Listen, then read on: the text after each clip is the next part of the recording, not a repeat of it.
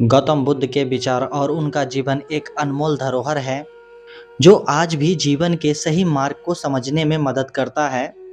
भगवान बुद्ध के उपदेश व्यवहारिकता और आध्यात्मिकता का गहन संदेश देते थे। वे लोगों के आंतरिक और बाहरी जीवन को संतुलित करने में बल देते थे।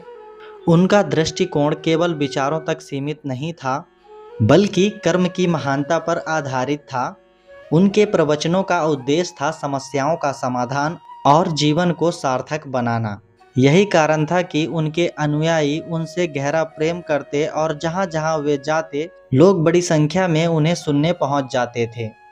एक बार की बात है, गौतम बुद्ध से एक गरीब किसान ने विनम्रता पूर्वक आग्रह किया कि वे उसके गांव आएं, और भगवान बुद्ध ने उसका अनुरोध स्वीकार किया और उसके गांव पहुंच गए। जैसे ही गांव वालों को भगवान बुद्ध के आने की सूचना मिली तो वह लोग भारी संख्या में उन्हें सुनने और देखने के लिए इकट्ठा हो गए। लेकिन आश्चर्य की बात यह थी कि वह किसान जिसने भगवान बुद्ध को बुलाया था, वह स्वयं नहीं आया। दरअसल उसी दिन किसान के बैलों की जोड़ी खो गई थी। वह गहरी दुविधा में था कि बुद्ध के प्रवचन सुने या अपने बैलों को ढूंढे। कर्तव्य और भक्ति के बीच संघर्ष करते हुए उसने अपने बैलों को ढूंढने का निर्णय लिया।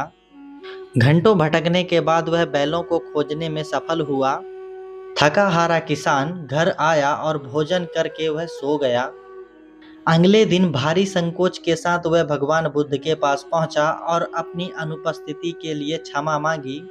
किसान को यह डर था कि बुद्ध उसे अनुशासनहीन या लापरवाह समझेंगे, लेकिन बुद्ध ने मुस्कुराते हुए बड़े स्नेह से कहा, तुमने जो किया वही सही था।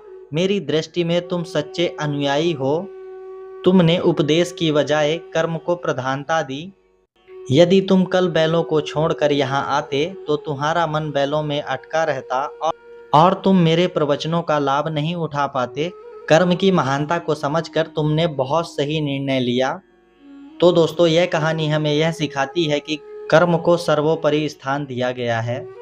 कर्तव्य निभाना ही सच्चा धर्म है। जो भी भूमिका हमें सौंपी गई है उसका ईमानदारी से निर्वाह करना ही सच्ची आध्यात्मिकता है। जब मन अशांत हो तो कोई भी ज्ञान, उपदेश या प्रवचन प्रभावी नहीं होता है।